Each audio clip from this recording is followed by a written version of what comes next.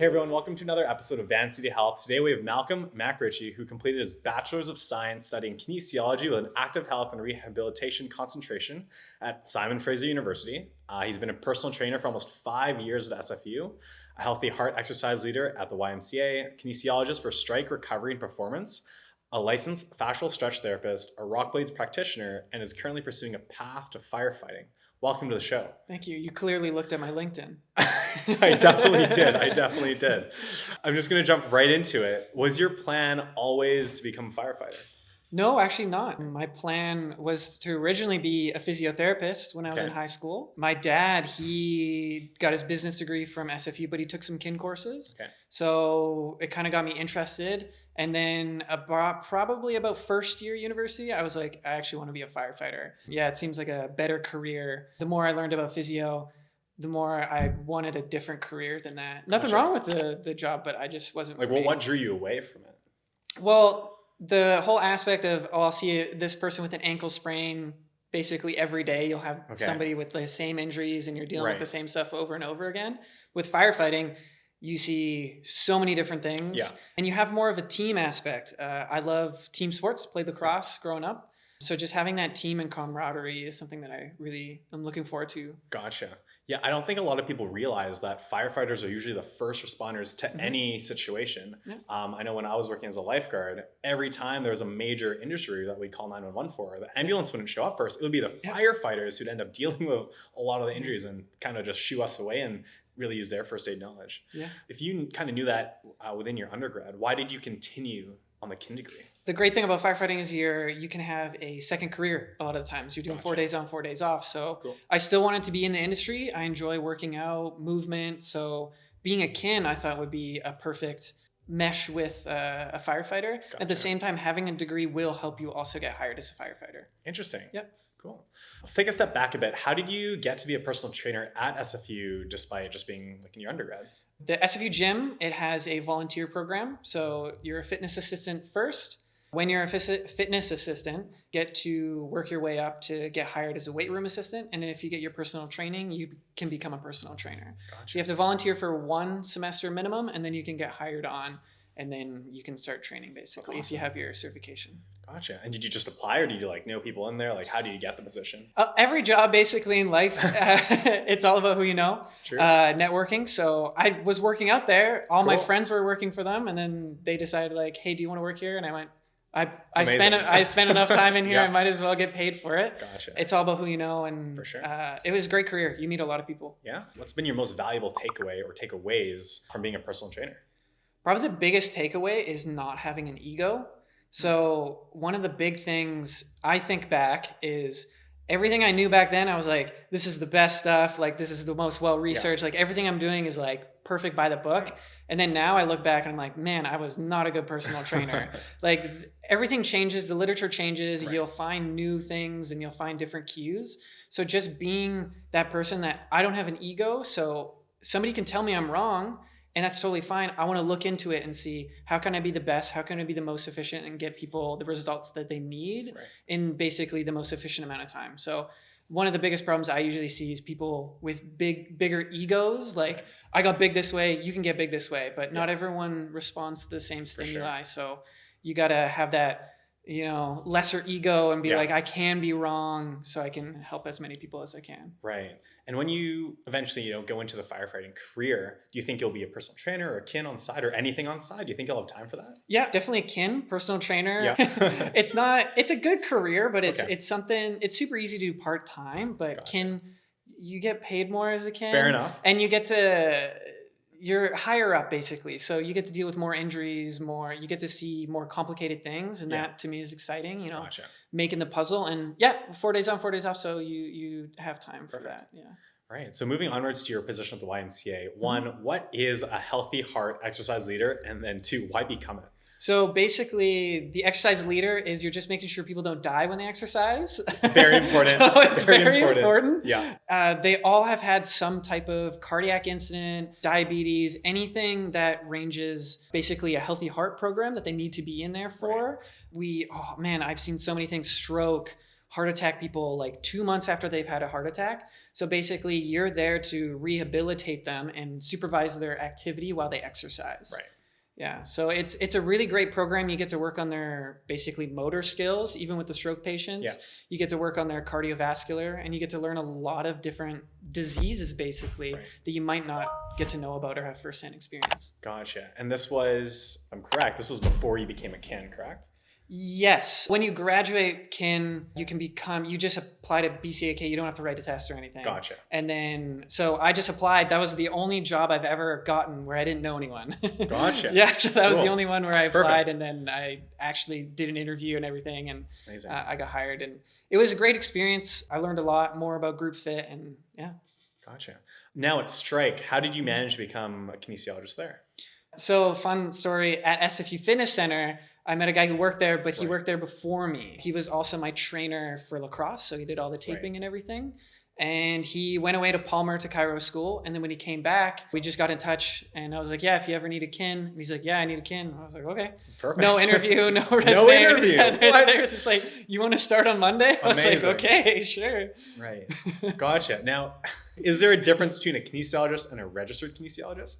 So not really. Okay. If you want to be a kinesiologist in BC, you just have to be with the BC Association of Kinesiologists, BCAK.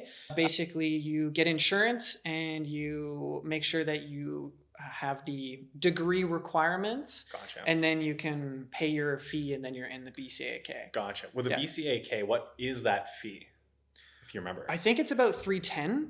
Okay. I think it's about $3, and then you have continuing education credits that you need to get to keep it up. So every year you need, I think, around 20, and they have different units depending on what you did. Like you can do self-study, you can take certifications, write tests and stuff. And with those degree requirements, is that just simply having a kinesiology degree? Basically, there's a couple courses that are specific, like maybe some phys ed degrees might not quite get it. So definitely look at the requirements, but most schools and degrees, it seemed, were covered to be registered as BCAK. Gotcha. So if you want to go through it, it'll generally take that, standard 4 to 5 year kin program at most universities. Yes. Gotcha. Now, for you especially, how important is networking as an undergrad?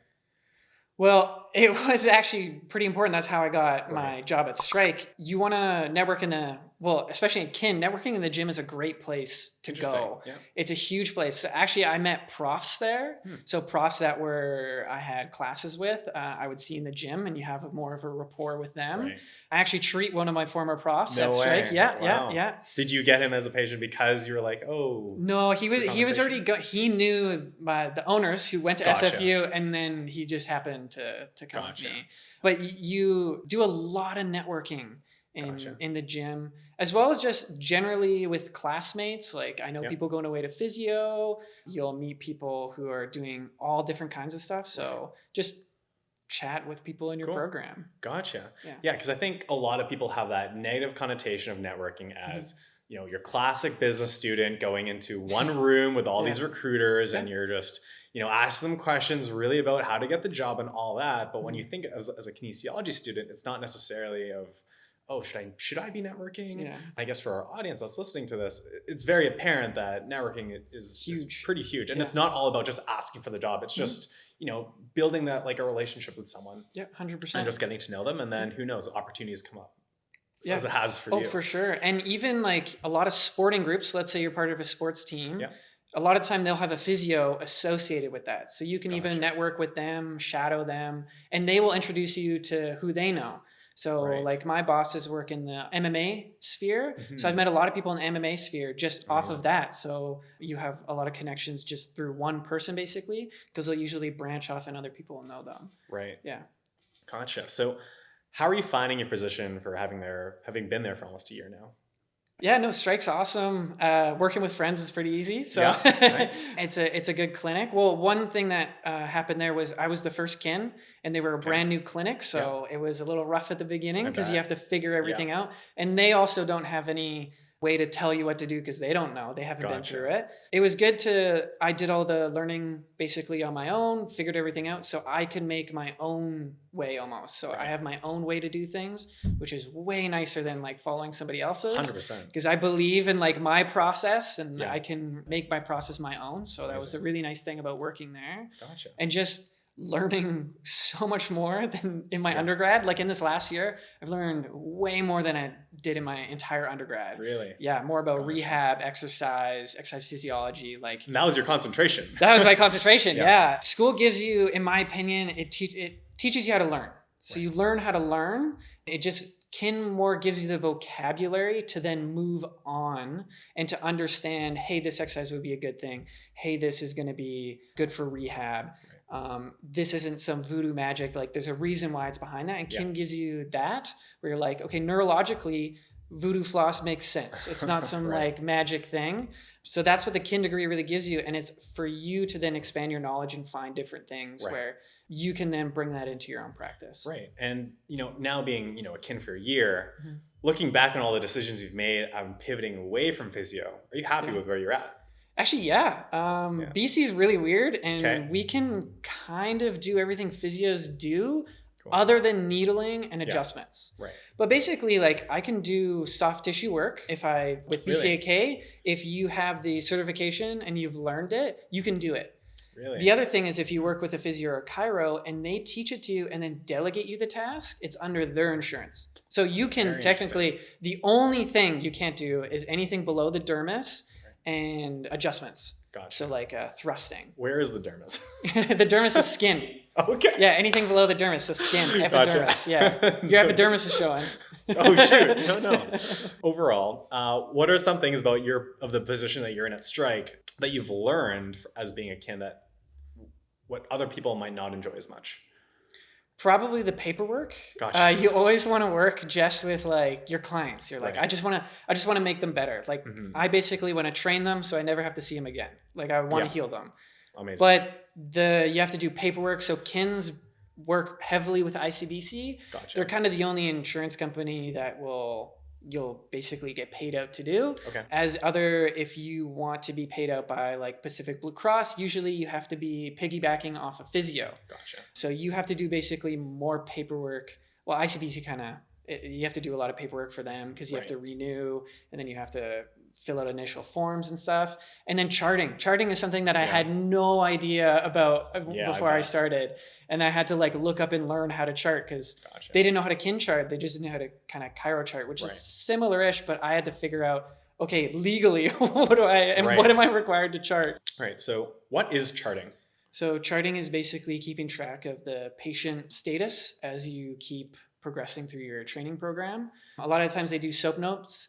SOAP notes is subjective, so what the patient is feeling, Gotcha. like are they feeling more pain in their hip today Mhm. or anything like that. Right. You have objectives, so what you see, so that's something like I still see they have quite a bit of kyphosis, stuff like that. You have an assessment, so that's if you did any tests, Right. you can see, okay, they had less range of motion here on this test. And then you have plan. So what do you plan for the future? So that's the basic bare minimum usual amount of charting you need. Gotcha. Now, the great thing about if you use Jane app, which is what most physios Yep. and chiros use, you can basically make your charting super easy. You can have drop-down menus Right. and you can customize it to whatever you want. Gotcha. Yeah. Cool. So, what's the difference between kin charting Yeah. and like chiro charting or physio charting? The nice thing is you get to do less. As a kin, you are not allowed to diagnose anything. So I can't diagnose an issue. I can do the test and be like, well, they probably have that issue, but Right. I wouldn't be able to diagnose. Right. So I don't necessarily need that. You can put that information in if you totally want. Right. Usually the biggest difference is different areas of expertise. So chiros are usually a lot of joints. So they will check like how your thoracic is, Mhm. like feeling mobility wise and other stuff like that. As a kin, I'm more looking at their movement patterns and their day-to-day living. Right. I'm thinking as a kin, I want to specialize in what I specialize and I want to do something that the chiros aren't already doing. Gotcha. So the chiros aren't necessarily looking at the moving patterns, or maybe even the physios aren't looking at the movement patterns. I want that to be my kind of area. And you can see the other people's charts. So you can see, oh, maybe they didn't look at this. I want to look at this, and then share that as well. Gotcha. So going back to your fascial stretch certification and Yep. being a rock blades practitioner, did you need to have those before working as a kin, or did you just get those, on the job? And I got those on the job because with BCAK, you have to be certified and then you Gotcha. can do it. So I wanted it to be covered under my insurance because I know there are techniques that can help people recover and heal. Right. So I wanted to make sure my patients could be helped. So I Right. got those certifications, which are just extra. Gotcha. You can put them towards your continuing education credits. I was about to ask, So yeah. it's perfect for that. You save money. Well, yeah, kind of save money. And then Right. you're learning. I've learned so much from these certifications, and Right. they've really been able to help people out. The other thing is you can look at what people in your clinic have. So Gotcha. people in my clinic have Hawk grips, which is a instrument-assisted soft tissue muscle work. So I decided I'm going to get the rock blade one. So you can kind of counterbalance, or you can even teach them techniques, and Gotcha. they can't really teach you techniques because they're not certified, Right. but you would understand where they're coming from, and you can kind of spread out your degrees, Gotcha. or not degrees, your certifications. Gotcha. So I'm going to go ahead and ask you what each of those are in more details. What is the process to get a fascial stretch certification? So fascial stretch therapy is a type of manual therapy. Yeah. It's a course basically. So you pay your money as Right. always, Yeah. and then you take basically a really, really easy online quiz. Okay. You read a couple books, probably read the couple books before you take the quiz, Yep. but Yeah. to each their own. It's an online quiz. And then you would basically go to either Arizona, Calgary, or Toronto are the places where they hold the class, and you go there for a week. And they teach you basically everything. It's one of the best learning experiences I've ever had in my life, honestly. And where did you go? I went to Toronto. Gotcha. It was amazing. They have like 9 instructors for like 30 people. Wow. So you have like hands-on with Right. everyone. So you get to feel what you're basically supposed to feel, and they get to feel you, so they can tell you, oh, you're pulling a little hard here, Gotcha. or whatever. So Cool. it was a really, really good learning experience. Fantastic. And the other one, how does one get the rock blade certification? So the Rock Blades certification, if you just go to the Rock Blades website, they will show you all their education. There's rock blades, rock tape, and then they also have a floss, rock floss, which is like the voodoo floss. Right. So you can take any of those classes. I decided to take the blades. That's the one that I was most interested in. Gotcha. Basically, it was a weekend course. Cool. If you want basic blades, that's just a day. And then if you want advanced blades, that's a 2-day. The instructor there was super good and teach you how to do it. And you do it on each other. And yeah. What is rock blades? So rock blades are basically metal, any tool. So Gotcha. the great thing about rock blades, the certification that I really liked, is they presented it more of as a toolbox. So now you have these tools, and you can kind of use anything you want. They do Gotcha. sell tools that you can buy, which Right. are metal tools that you Mhm. basically scrape on the skin. Yeah. But they're basically teaching you all these different strokes, up regulation, down regulation, fluid, and then like fascial movement basically. And with those, you can use your hands, you can use wooden tools, metal tools, basically anything. It's just the concept that you learn is really valuable. Gotcha. Like I use my hands sometimes instead of using the tools for the rock blades. Gotcha. Yeah. Cool. Do you think having those certifications would help you get a job as a kin if you're like someone like in the field, like still 100%. trying to get that first kin job, Mhm. or even in physio? 100%, like flat out yes. Basically, a fascial stretch therapy, it's another thing that the clinic can bill you under. So physio, for instance, they can only see somebody a certain time per week, Right. like maybe once per week, and then they're fully booked up. But this person has 100% physio benefits. So that everything's covered for like the maximum. Right. So they could have one physio session, and then they can also have a fascial stretch therapy session. Gotcha. So basically the clinics would love that because you're basically adding more revenue Value. to them. Right. So it's not just usually the ICBC. With fascial stretch therapy, you can now basically have your own system, just like a massage therapist. Cool. And the sessions can be up to an hour. So stuff like that. The rock blades as well, having that, you can more easily assist physios, or you can just basically use that with fascial stretch therapy. It's all a tool in your toolbox, Right. so that you can basically help people out. Sweet.